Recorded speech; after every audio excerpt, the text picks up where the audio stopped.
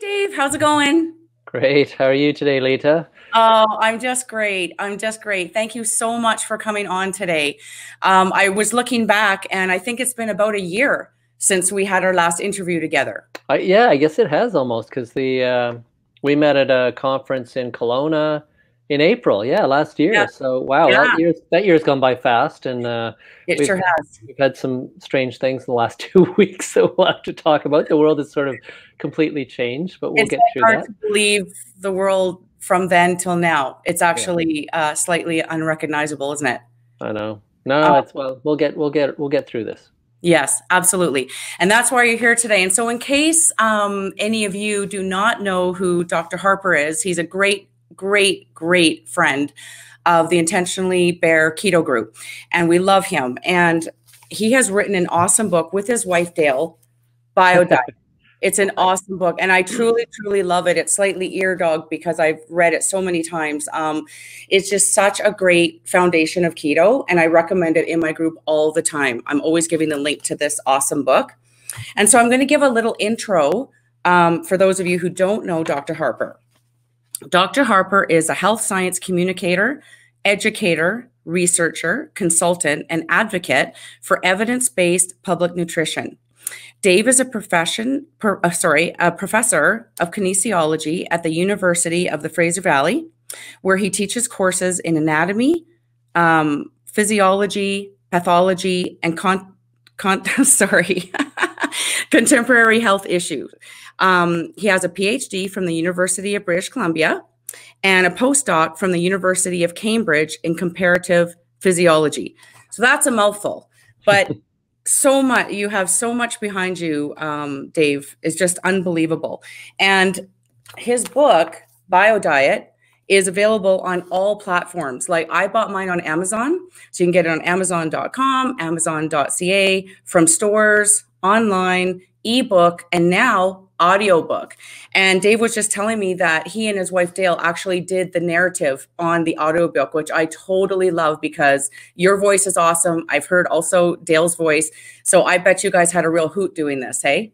We did. We had a riot. We did it last fall, couple of days in the studio.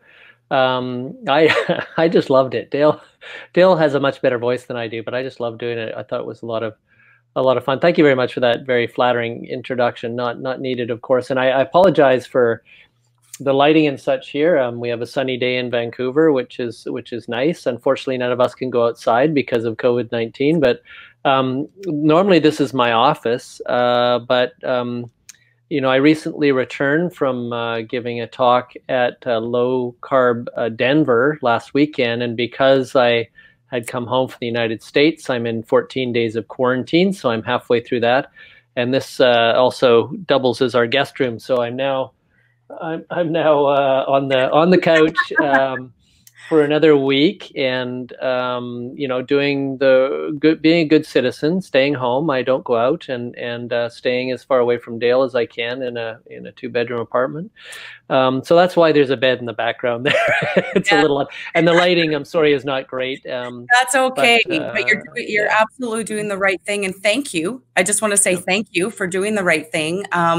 So is that I'll just ask you, is that a little bit tricky with you and Dale? Like, when you're sharing, you're going to the kitchen and that, or are you basically staying in there and she's bringing you things, or is it not quite that?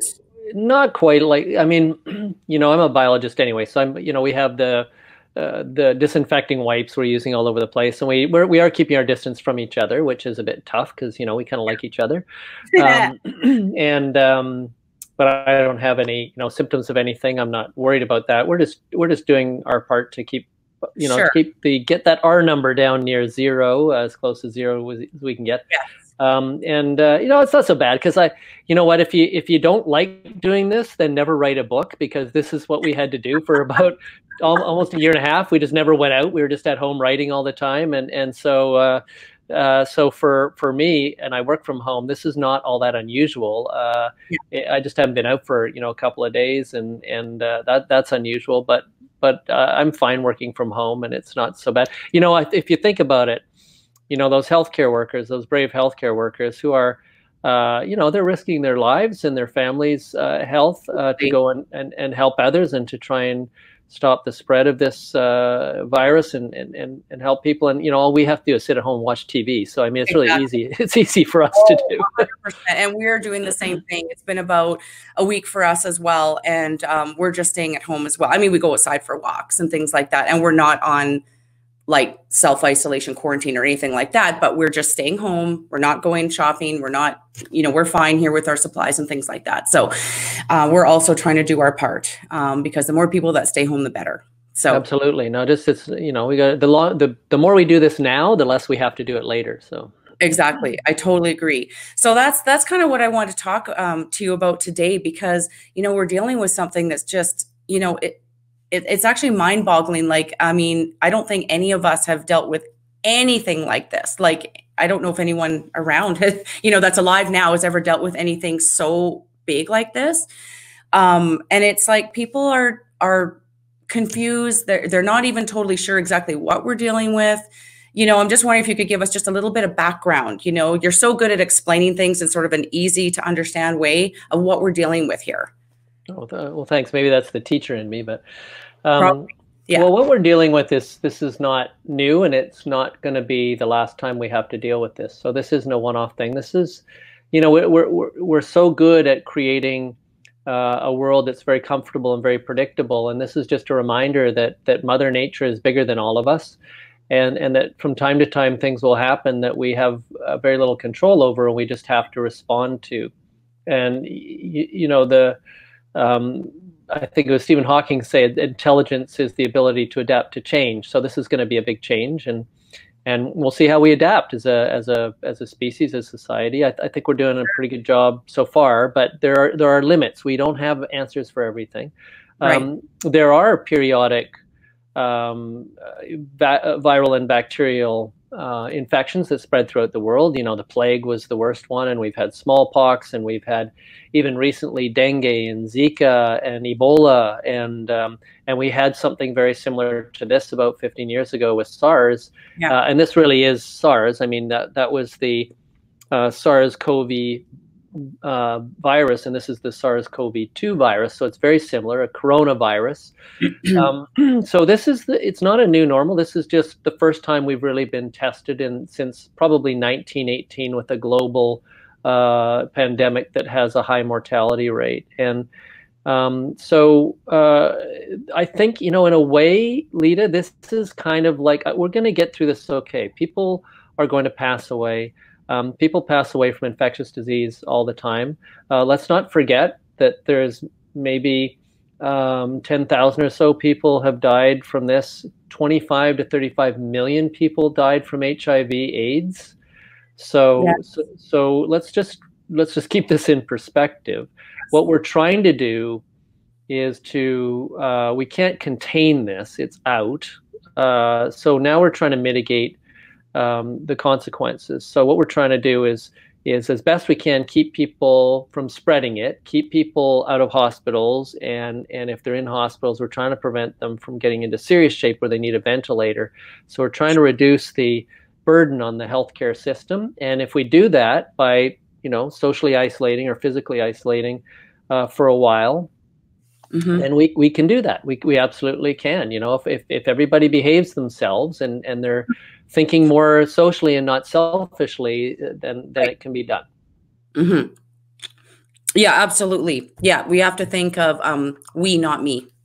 Yeah, you know? Yeah. No, we, not me, for sure. Everybody has a chance. Anyone who and again, if all we're being asked to do is sit at home, watch television for a couple of weeks, I mean, I said, I got this one. I can do this. I can do that. Rise to the occasion, right?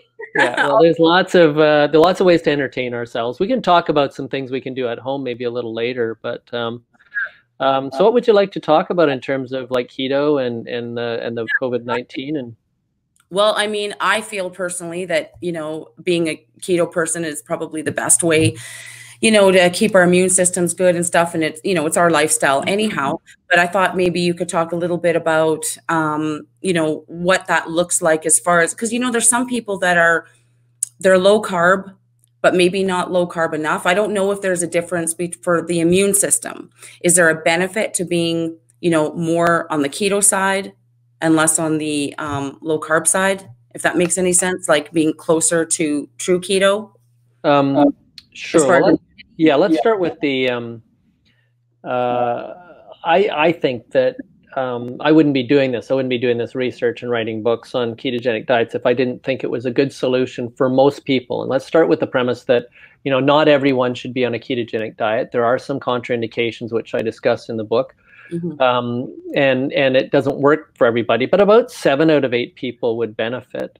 And largely because it addresses the 3 issues that are at the root cause of chronic disease, which are obesity, inflammation, and insulin resistance. And it works very effectively to reduce those. And that actually improves our chances with COVID-19 as well. So I think, generally if we want to, I went into this because I'm a health educator. I want people to improve their health. I want them to have optimal health. So let me ask you a couple questions. How long have you been, you're keto, right? Are you full on keto? No, I'm full on keto, yeah. How long have you been ketogenic? Let's see, like a full 2 years. I think I'm about 2.5 years, I'll say. Okay. And how many times have you had a flu or a cold in that 2.5 years? Oh, none. Exactly. In 2.5 years, none. Now, in that 2.5 years, did you ever feel like you were coming down with something and you said, oh man, I got a headache, I got chills, I feel awful, I better cancel all my appointments? Then you wake up the next day and you feel fine. Yes, actually. It's so funny that yes, many times, well, not many times, but like definitely a few times. And literally just today, this afternoon, I felt like, and I didn't know if it was psychological or whatever, but I felt a little bit chilly. I had this just kind of feeling in my throat. I just felt really tired just all of a sudden. And so I took all my extra supplements, the ones I always take, but I took extra, and a big glass of water, and I went and laid down. And when I woke up, it's like, I feel 100%, like 100% fine. And this has happened a few times, definitely. Definitely. Yeah. And to me too. And when I was in Denver, so this was a conference there was probably about 300 people there. And I asked them those same questions. Now, most of them are physicians, probably about 2/3 of them. And the same thing, everybody, a year or two, most of the people, how many have noticed less or zero colds or flus? Same people put their hands up. How many felt like it and didn't? So the reason for that is something called gamma interferon, and we're going to get a bit geeky later in this talk. Please get geeky. So we'll talk about that. Remember that it's actually a response to a viral challenge. Is the cells that get virally infected release something called gamma interferon. Most people have heard of interferon, and this is the body's way of those cells telling neighboring cells that they've been infected and to be careful and protect themselves. But that gamma interferon is what actually makes us sick when we have the flu. It's what makes us feel sick when we have the flu. Okay. So that achiness, not the chills, that's your temperature going up, but the achiness, the tiredness, the exhaustion, the headache, the aches and pains, that's interferon. Okay. So, and you talked about, do you need to be keto adapted? I think the beta hydroxybutyrate that you produce when you are keto adapted is a I hate to use the term, but I'll use the term supermolecule. It does all kinds of wonderful things. It's a hormone. It's a fuel. It does all kinds of wonderful things in our body. And so you want to be producing those. If you're not, you have a product that allows people to take them exogenously, which means MCT oil. There you go. And I have MCT oil, so both of them will get you into. Yeah. There you go. And so MCT oil is an exogenous way to do that. And even, people are into intermittent fasting and so on too. That also helps to produce these beneficial ketones. So if we look at, can we go back to COVID-19 for a bit? So this is a virus. Viruses and bacteria are, I don't mean to condescend, but you have a lot of people that listen to your talks, and I'm not sure how much biology they know. So I'll just start right at the beginning. Please. Absolutely. That'd be great. So we have, various microbes that are too small to see that infect us all the time, and mostly viruses, bacteria, and fungus. And the bacteria and fungus are actually living cells, whereas the virus is sort of on the edge of what we consider living. They're really just a little bit of nucleic acid called DNA or RNA, one of the two. And they're wrapped in a little protein coat and then usually wrapped in a little lipid coat. And that's what this coronavirus is like. You've probably seen pictures of it. It looks like one of those little kids' balls with all the suckers on it that you throw out a window and it sticks to the window, one of those things. Yes. So those are the receptors it uses to bind to the cell surface structures to get into our cells. And they're different from, bacteria and fungus are living things, so we can kill them because they're living things. So antibiotics can kill them, antifungal agents can kill them. Viruses, you really have to depend on your body's own immune system to help clear the virus. We have some agents that, for example, for HIV/AIDS, that help people keep their viral load very low. And we have vaccines, which are the best ways not to get it in the first place. So I'm very pro-vaccine. I think if this doesn't shake people's heads a little bit about, being afraid of vaccines, this is the way we're going to get through this, is we're going to develop a vaccine and we'll vaccinate people and then they won't get sick. In your immune system, you have basically sort of 3 levels of immunity. The first one is just your body surfaces. So my skin, my mucous membranes, they all are either a physical barrier. So your skin is actually a layer of dead cells, you probably know, that's kind of covered so that things can't actually penetrate into the inner body. Right. And I did hear that very specifically, that, the virus can't get through your skin. Your skin is, totally protection against that. And that's why you don't have to wear gloves if you're going to wash your hands, right? Right. You don't need to wear gloves. You can just wash your hands all the time. Don't put your hand. Well, don't touch your eyes, nose, or mouth, because that's how it gets in. When you cry, you sniffle. That's because your eyes drain into your nasal passages, and then that, of course, goes down into your lungs and so on. Right. And especially before and after you eat, wash your hands. That's one of the main take-home messages. And I guess if there's another take-home message for today, it's just assume you have the virus and behave accordingly, right? Because then you'll be a little more cautious about it. Well, and honestly, I didn't think I was really a face toucher. But then, of course, when all this is happening, it's like, oh my gosh, how many times have I, gone to scratch something or whatever and just not realizing how close I was getting to my eyes, nose, or mouth. You do it a lot. We're apes, and that's what apes do. They touch their faces all the time. It's hard not to, and I'm sure both you and I will at some point during this conversation. I know we probably will. I saw a physician last night. He said the best thing to do is put your hands in your pockets. Yes, and then yes, I heard that one actually. I watched the National last night, and I heard him say that. I thought that's a really good point. It is a good point. So I'm going to cross my arms here for now. Yeah, I'll put them underneath my legs here. Okay. So sometimes things, because you have to breathe, and things will get into your mucous membranes along your nasal passages or in your mouth, and then they can get down into your digestive tract or into your lungs. And this virus is a respiratory virus, so it infects the respiratory cells in your lungs. We call them epithelial cells. And of course, those cells are very important because that's how we exchange oxygen with our blood. So they're vital. The ABC. The first one is airway. Second one is breathing. Right. Third one is circulation. So you need to breathe to stay alive.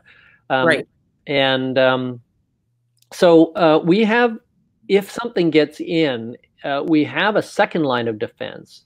And it's not specific to whether it's a virus, bacteria, or fungus or anything else. Any invading particle, it will try and defend itself. And this is called the innate immune system.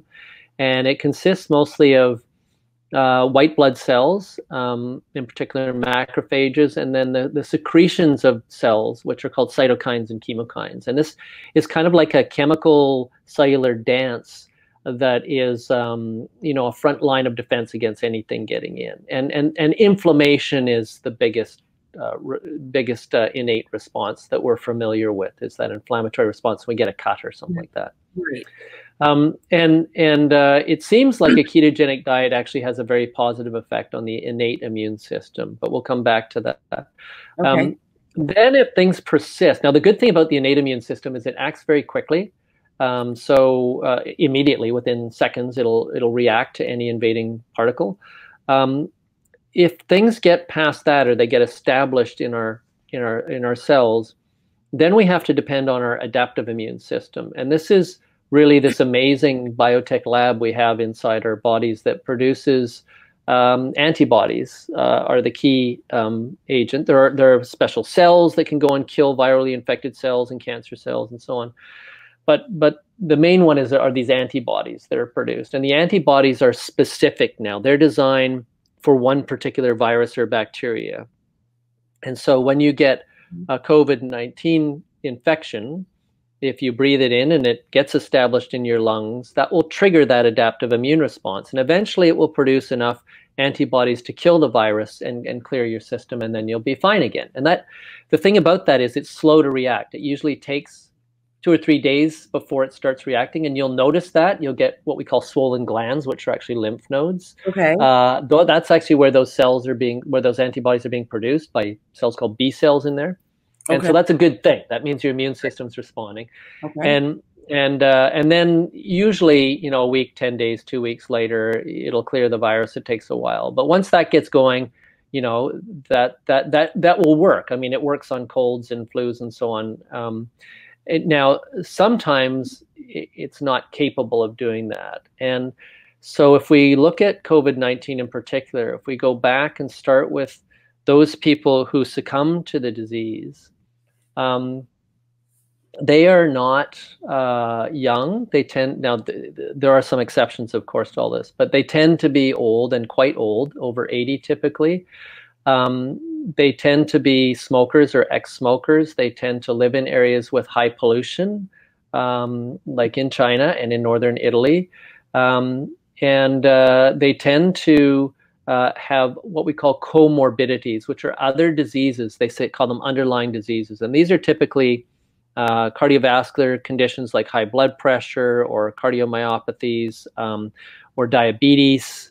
Or maybe cancer, and even obesity to some degree can create problems with breathing. And then, of course, people that have actual respiratory problems, like the COPDs, and chronic bronchitis, emphysema, and then, of course, the people who are immune compromised for whatever reason, whether that's due to another virus or whether it's due to a drug they're taking for cancer, say. So those are the people that tend to have bad outcomes. And so what you want to do is try and keep yourself as healthy as possible. And we can talk about things other than diet that do that. Sure. Then if we back up a step and see the people who are hospitalized, that's actually quite a different group. I mean, of course, all those people that end up on respirators and pass away are initially hospitalized, but 40% of the people that are hospitalized in the United States are between 20 and 54 years old. So they're young, and they could be quite healthy. And the reason that they don't end up dying is they're healthy enough to fight this thing off. So with the help they get, and by the way, they're being admitted to hospital essentially for pneumonia. Because pneumonia is fluid filling up in the lungs, and this is the inflammatory response to this virus. And so, that's why it's so important that if people are at home isolating, if they have a fever and they have any difficulty breathing, then that's when you really need to get to the hospital, because you could end up with a serious pneumonia. So it's a much broader range of people. So there's an awful lot of young people that kind of have this sense that they won't be affected or they'll just get a cold. I'm afraid not.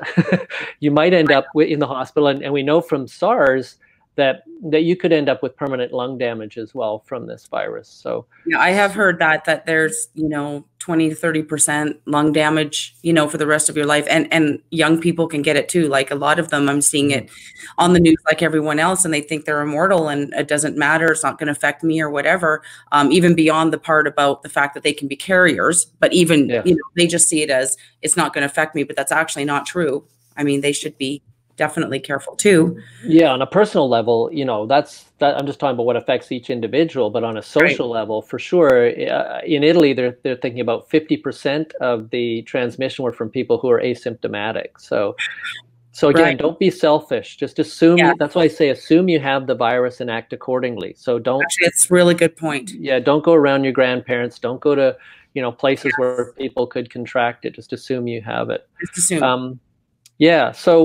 So if we want to look at this from the perspective of a ketogenic diet and the benefits there, the primary benefit then is that ketogenic diets are very effective at addressing this axis of illness, the insulin resistance, the obesity, and the inflammation. And the inflammation is chronic systemic inflammation, which kind of distracts your immune system from addressing a new challenge like COVID-19. Because it's so busy taking care of the inflammation in your body that when something else comes, it can't work as hard. Sort of not exactly. Yeah, we can say it that way for sure. It's just it's a bit busy with something else. It's kind of like when you're busy and somebody gives you something really important to do, but you still got to feed the kids. The kids got to eat, right? So that really important thing might not get done as well as you hope. We can't afford to do that with this. So being keto adapted will help address those three root causes of those chronic conditions like hypertension, diabetes, other cardiovascular conditions, and so on. Secondly, and this is important, is that if you right now, for all those folks at home, do not be eating sugar. You shouldn't eat sugar in high glycemic index. When your blood sugar level, your glucose level rises, that actually interferes with your immune system's ability to work. So you're actually, again, you're diminishing the ability of your immune system to respond to a potentially dangerous virus. So don't do that. I'm so glad you said that, Dave. I'm so glad you said that, because I literally just talked about that today. Good. Because I said it's just so important to stay away from sugar. Like, out of all the times, like I have been absolutely diligent for sure over the last 3 weeks, but really over the last 2 weeks, and no sugar has really crossed my lips. So I'm trying to be really diligent on that. Yeah, and the other thing, of course, other than sugar, is because it's a respiratory thing. If you're a smoker, now is if there was ever a time, I don't know, I'm thinking a global respiratory viral pandemic, that would be the time you might want to quit, right? So. And what about even like vapors? Like, in the same category, vaping? Well, people that vape or smoke pot or whatever, even if they're vaping pot, you'll see them coughing. That is a challenge. There are particles that go in that challenges it does create an inflammatory response in your cells that you don't need. So I would just, give that one a pass and have a glass of wine instead. Yeah, exactly. Vaping for nicotine is I think pretty much recognized as something pretty unhealthy anyway that can cause some problems. So just don't do any of those things for the next while, and that'll be a benefit to you. And then there are these additional sort of cellular molecular responses that happen with people that are keto adapted that I think it's worth mentioning. And I talked about this in Denver, and I've done a few other podcasts about this. And I want to preface that by saying that this is all hypothetical. It's way too early to know what's going to do what with COVID-19. Other than just being healthy. The other thing I was going to mention is keeping your blood sugar regulated so that it doesn't interfere with your immune system. So that was the end of the sugar story. Awesome. And then what else happens? Well, there's a couple of things we can kind of put some pieces together here with some of the science. So when SARS happened about 15 odd years ago, 2003, I think it was, we learned a lot about SARS, which is a very, very similar virus, of course. And one of the things we learned in an experiment on green monkeys is that we learned how the SARS virus actually gets into the respiratory cells, and it's through a receptor on those cells called the ACE2 receptor. ACE stands for angiotensin converting enzyme, and people might be familiar with that if they have hypertension or high blood pressure, because that's there are these drugs called ACE inhibitors, like ramipril, that block the effect of that enzyme, and that's one of the ways we control blood pressure. So that ACE receptor is there, and that's what the virus uses to get in those cells. So we also know from that study that if you increase the amount of gamma interferon that you have in your body, that actually reduces the number of those ACE2 receptors on the cells. So the viruses have fewer entryways to get in there, which gives your innate immune system a better chance to defend itself. And how do we increase that?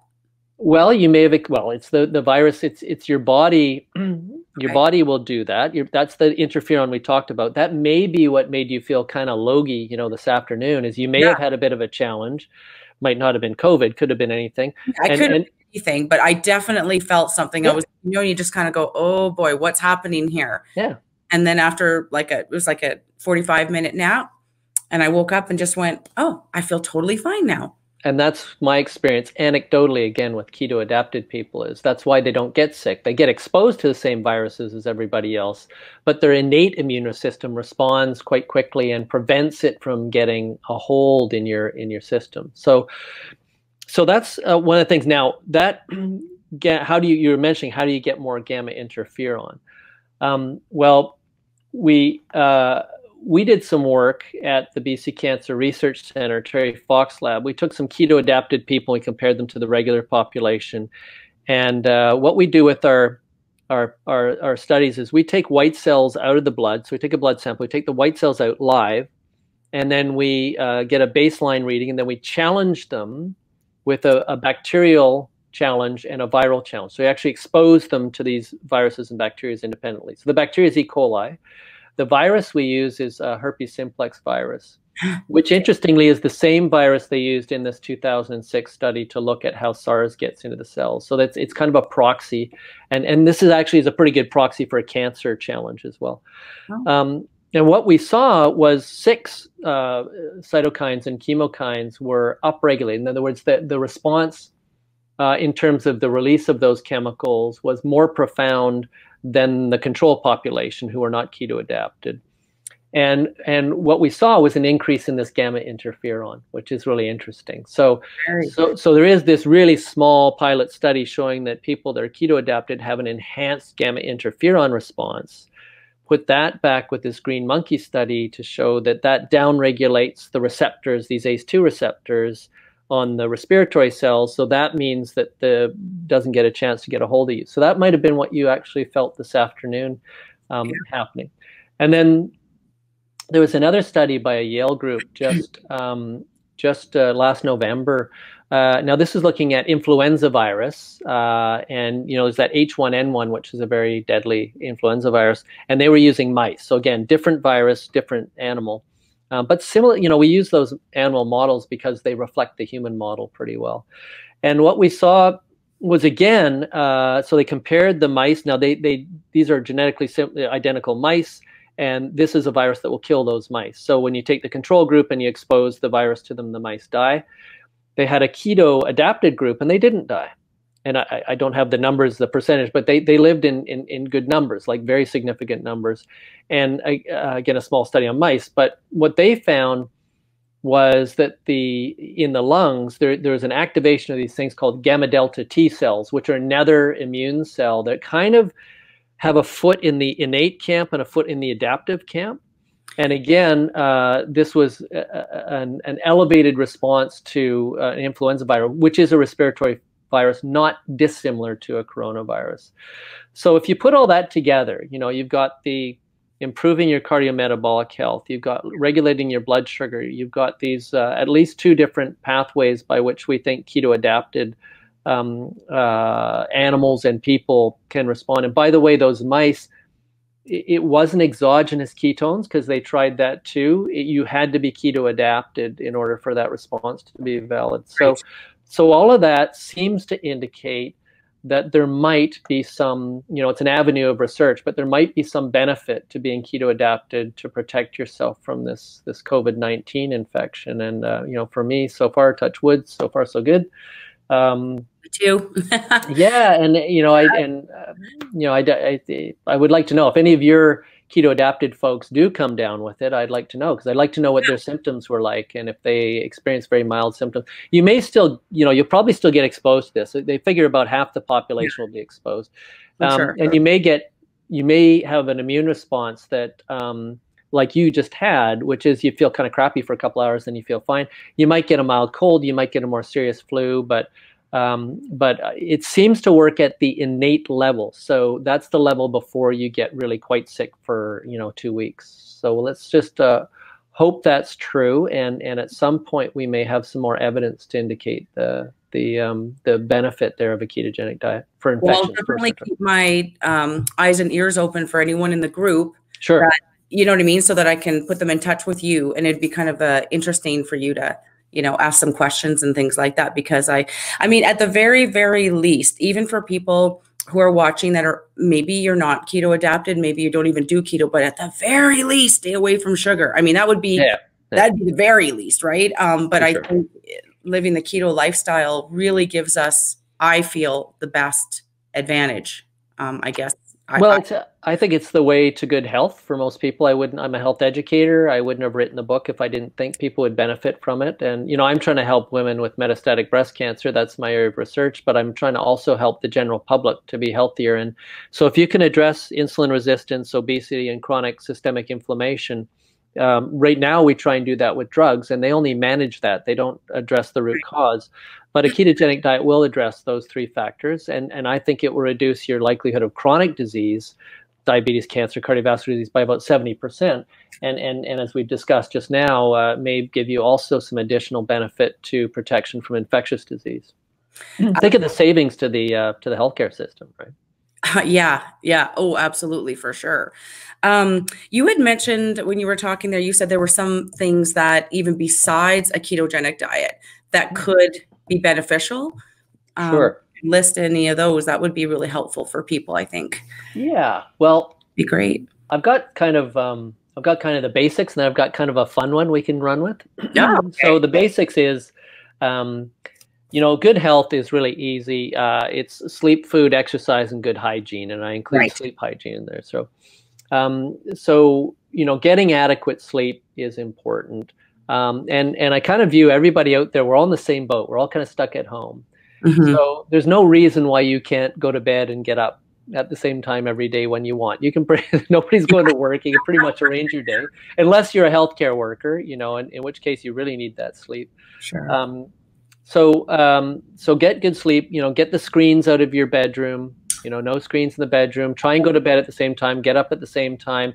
If you wake up in the middle of the night, as we do post 40, you know, once you get north of 40, you do that. Just get up and read a book for a while till you fall asleep, and you don't have to get up in the morning and go to work, right? So just sleep and get whatever sleep you think you need.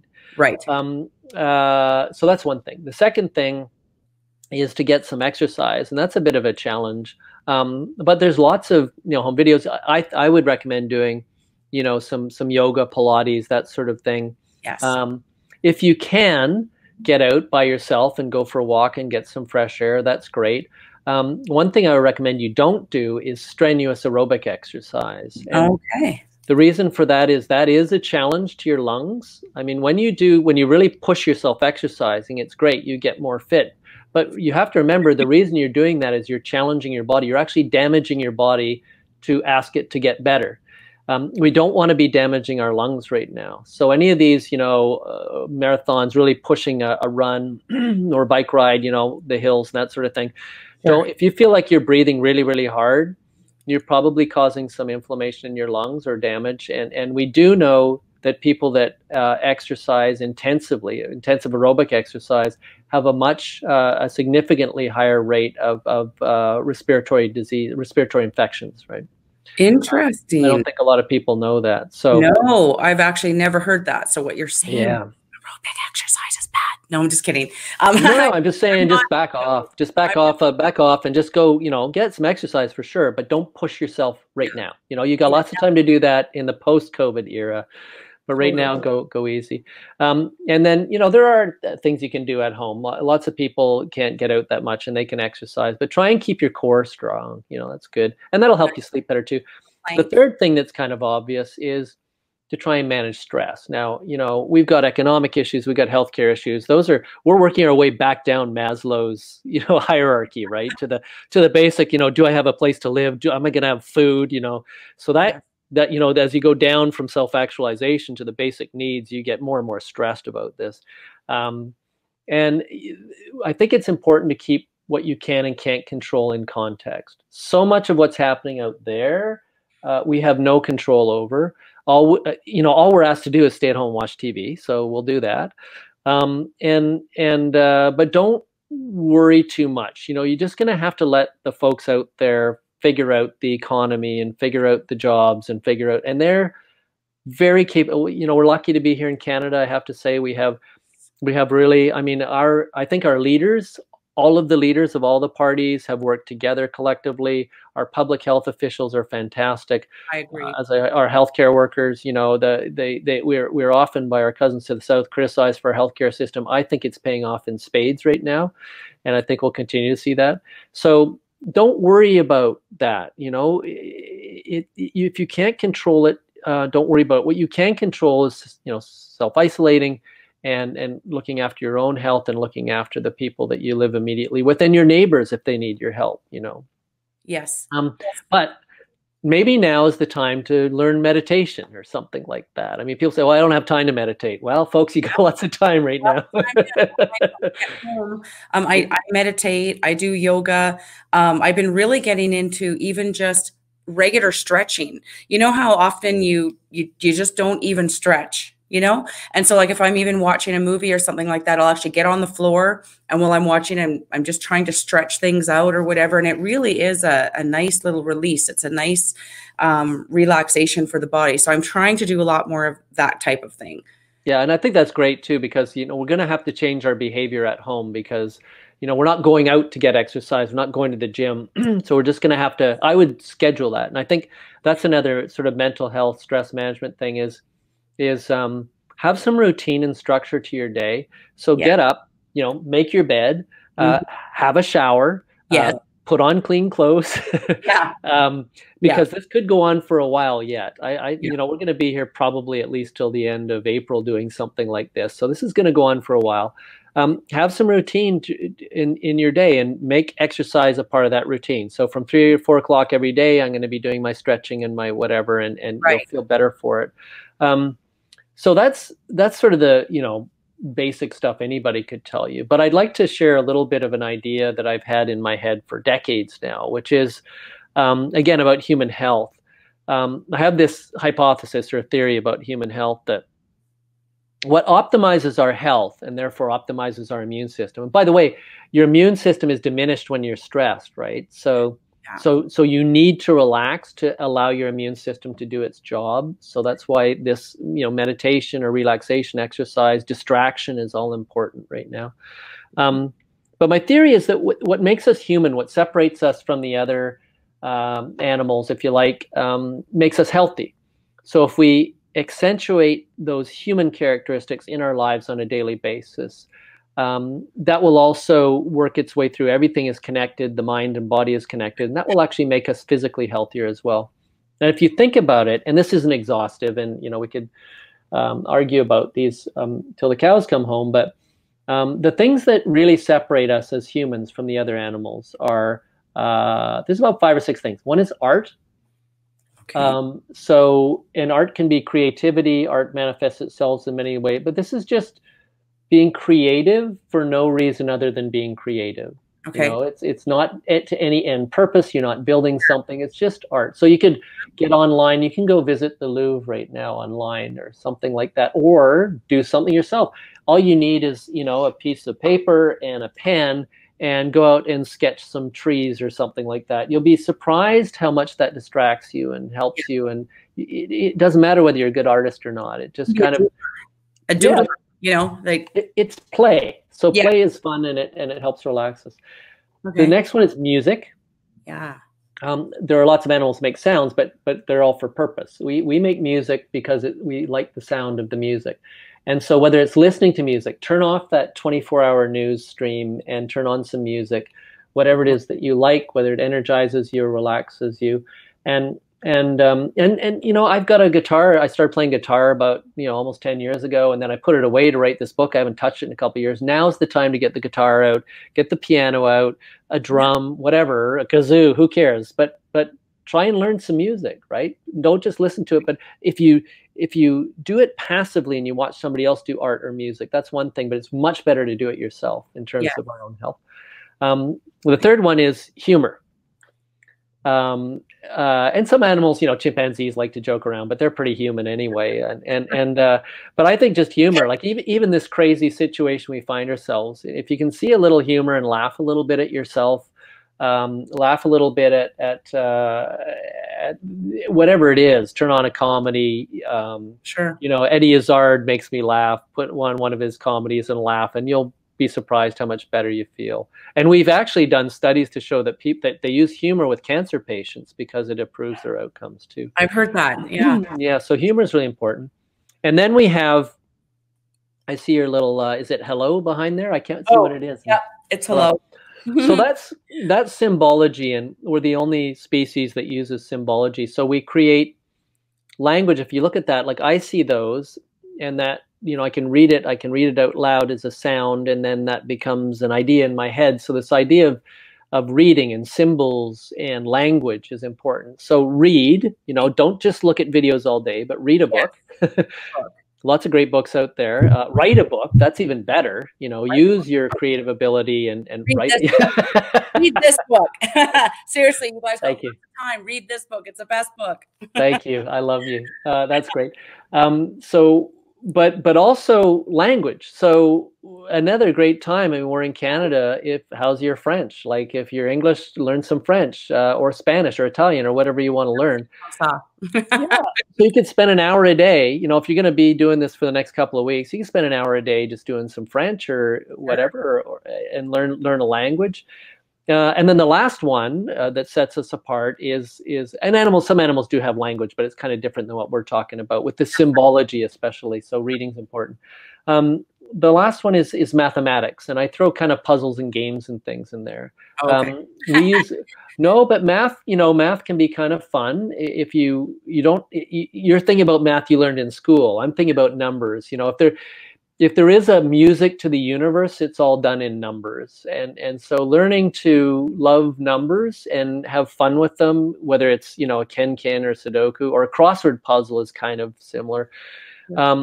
But mathematics and numbers are fun too. So there's all kinds of, Mensa games, but I consider puzzles like that too. It's kind of a mathematical thing. So if you're doing all those things, if you're doing some music, some art, some humor, doing a little reading, doing some puzzles, you can, fill up your day pretty quickly and also get healthier in the process, right? Yes. So that's just a little tip for someone who's thought, and I speak as a biologist, I really think all of those things, there's good basis to, I think it was Daniel Levitin wrote a book called This Is Your Brain on Music a while back. He's a psychologist from, I think, McGill. And so all of these things have been shown to actually be beneficial to our health. And I think if you, again, think of what makes us human and do more of that, and do less of the, worrying and listening to the 24-hour news cycle and just sitting watching Netflix, less of that and a little more of the human things, then I think you'll improve your health and therefore improve your resistance to disease. Yeah. Those are really, really good points. And especially now with, it is 24 hours, like everywhere. You can't listen to the news without it being about this. Like there really isn't. Someone said the other day, it's like, what's the weather going to be? What's the traffic like? I don't know, because they're really not talking about that. So it gets a little overwhelming. It's nice out and there's no cars on the road.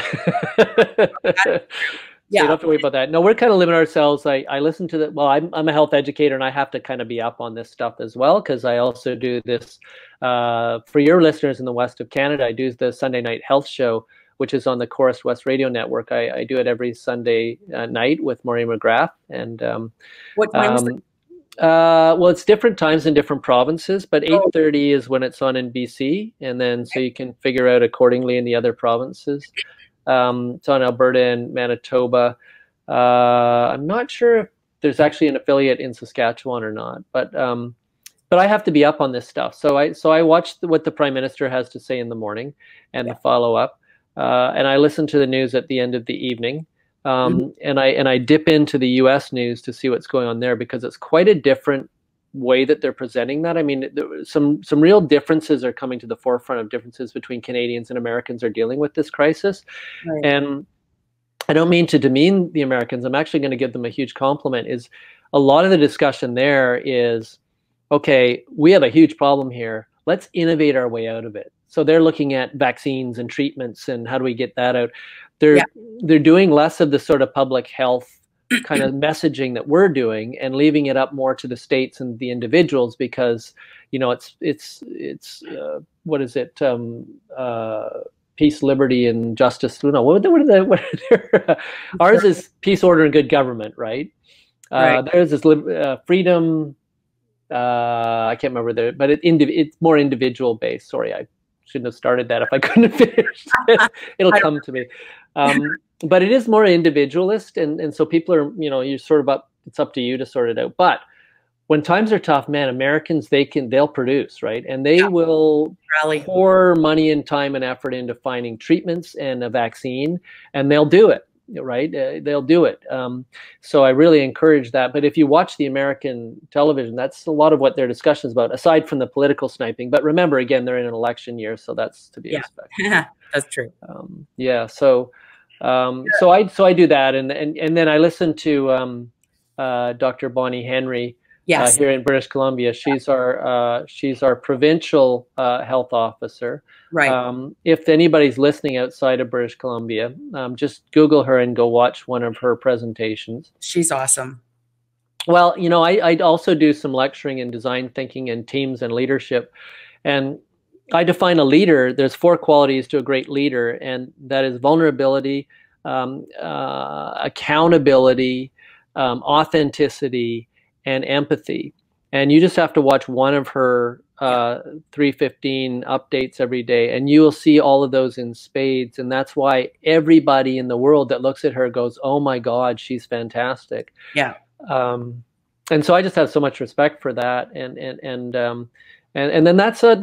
I absorb that. I'm obviously on the internet looking at other things, and I'm updating my own work.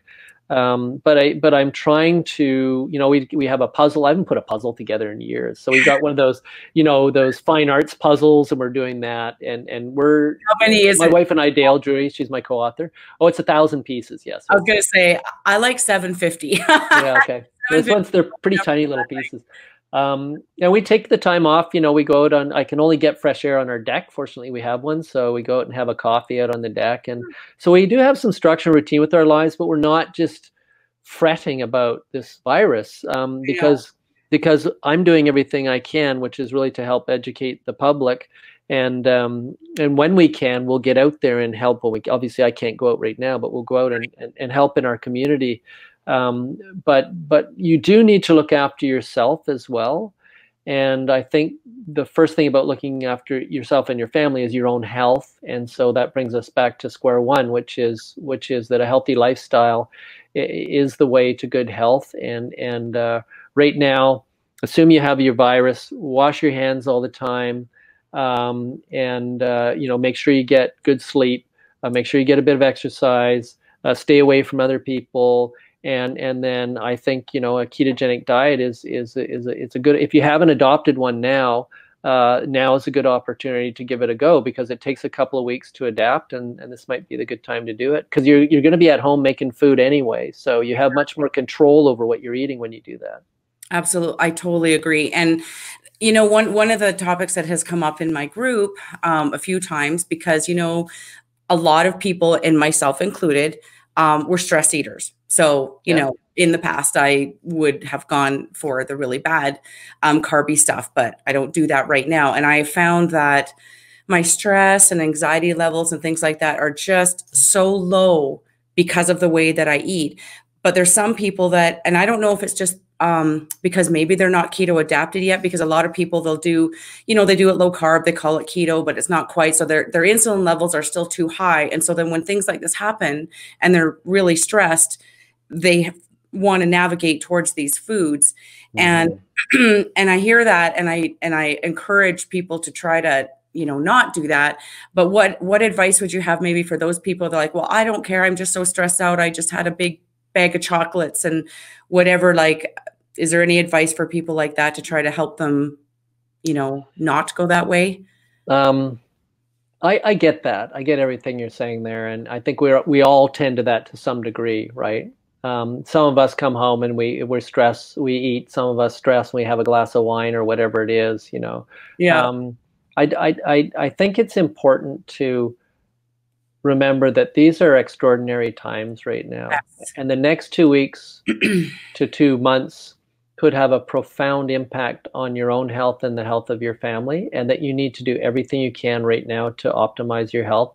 So that might provide some, you know, a little bit more incentive to not do that. Right. Go eat a box of Oreos or something.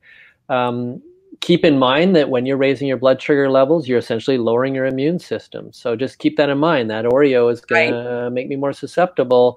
And you know that sometimes that immediate aware of risk can be a good motivator. You know, if you do slip a little bit, don't beat yourself up over it. You don't need to get, you know, because I think people, you need to worry about your own mental health and getting anxious and depressed at the same time, because a high level of anxiety over time will make you depressed. And we don't want people getting depressed as much as we can prevent that at home. Right. You know, I get it. I get why people do that. One of the great things about being truly keto adapted is you don't get hungry. You know, you don't get that because you don't have the sugar highs and lows, which cause the insulin highs and lows, which lead to that hunger. I just got to eat something. And when you want to really, but you want something bready or sweet, right? You want carby stuff. And that's your body telling you that your system is out of whack. Yes. You know, it's funny with my wife and I, we have this, it's called chicharron. It's chicharron con carne. It's a Spanish, it's basically fried pork fat with some meat in it. And we get it when we're down in the States, and we'll go in there for a little bit hungry. That's what we'll pull out, is a piece of pork fat and eat that. And it's so satisfying, and it's so much better for you than something sweet. I know that's completely contrary to what most people have learned for the last 4 years. It's so funny, the things that you want. Like, I'm the same way. Like, I'm rarely ever hungry. It's more like, ooh, I could really go for, versus I'm hungry. And I don't even want to go for those type of carby foods or whatever. And even now I find in times of stress, I don't even lean that way at all. I just don't even kind of want those kind of things. So it really is this eating this way has literally been the best thing that I have ever done for my health. Yeah, and you just look so healthy all the time, and you literally are the picture of health, you know. So so I like to say, what people, I just say, whatever you're doing, just keep doing that. I don't care whatever it is. And you know what? As I say, ketogenic diets are not necessarily for everyone. If you've had success losing weight and improving your health through a vegan diet or intermittent fasting or whatever you've done, or triathlon running, you know, whatever you've done, go for it if that's working for you. But just remember, if you've gained weight and now you've lost it, whatever you did to lose it, you're going to have to do that for the rest of your life. Otherwise, you'll put that weight back on. So the easiest way to do that is to adopt a healthier eating style, and you'll get all these other benefits from it as well. All the health benefits. I've always said that it's like, it's health first and weight loss second. You know, I look at it as health first. And just going back to what you were saying about, you know, what we eat in the next 2 weeks, especially, but like all the time, but we should really be thinking about it from an immune system point of view. And I look at it like food is medicine. So what I'm eating, is it helping me or is it hindering me? So there are people in my family, I'm not going to rat them out, but you know, I think the box of Purdy's chocolates came out one night or whatever. I did not have even one. And it's not because I'm trying to be so good. It's not like that. It's that I don't want to do anything to compromise my immune system right now. So I will just do everything to keep my immune system strong. And when do people get a lot of flus and colds? What time of the year? Winter. Yeah, they get them after Halloween. Oh, yeah. They get them around Christmas, and they get them around Easter. It's Easter, exactly. When's all the chocolate? And it's the candy season, right? And also in February when you have, now that's just totally anecdotal, but there is some evidence that high sugar load is actually suppressing your immune system right at the time that these viruses are circulating. And I think you're right. Stay away from sugar to that list as much as you can. But listen, you know, everybody's got 2 weeks right now that they could try a ketogenic diet. They could try some intermittent fasting. They could try some new things, because don't just sit at home and eat cookies, or you will put on weight for sure. We know that. Totally. And I'm just going to make a suggestion. Okay. So for anyone that doesn't have this book, Okay, so obviously we're not going into the stores. I know our bookstores are closed in town, so I'm sure everybody else in Canada anyways are closed. But you can order this on Amazon and you can get it, you know, an ebook as well. So there's lots of different ways to get it. And the audiobook. Don't forget about the audio. Yeah, the audiobook too, yeah. If you want to listen to it or whatever. I myself, I'm a paper person, so I just love paper books. But in any which way, this is a great time to be learning about this, because there is, I feel like there is a difference between just, you know, oh, I'm kind of low carb, I'm kind of cutting this out, and actually, you know, living a ketogenic diet. And there is a difference, and you explain it very, very simply and very well from a health perspective in your book. And that's what I really, really love about your book. So I think this would be a great time for people to get it. And then, you know, this is what you're doing when you're at home, have some reading time or listening time. Perfect. Yeah, I will definitely put the links in. Definitely. Thank you. Dave, thank you so much. Honestly, this is just such, like, I could talk to you every single day. I just honestly love to hear everything that you have to say and geek out. Yeah, I'll just say one last thing. Sorry, we're just over an hour now. But one thing is, you may have seen if you see my picture online or whatever, I had a beard. So that's shaved off, and I've shaved it off when I was in alliance, first day of spring, in alliance with our healthcare workers. And I'm just going to let it grow back until this crisis, till the emergency is lifted, see how hairy I get. And also, if you're in Vancouver, in the West End, in particular in Vancouver, at 7 o'clock every night, we all go outside on our balconies or whatever, and we bang pots and yell. And this is when the shift change happens at St. Paul's Hospital. So, oh my goodness! So if you're listening and you hear this at 7 o'clock every night, get out there in front of your house, your balcony or whatever, and bang some pots and yell and clap. This is just in honor of those people that are putting their lives at risk to help ours. That is fantastic. Oh, I'm sure we have some people from Vancouver listening here. So that is such a great thing. Well, now you've inspired me to find out what we can do in our town, something like that. We have some great, even just in my own neighborhood, we have a really great neighborhood association.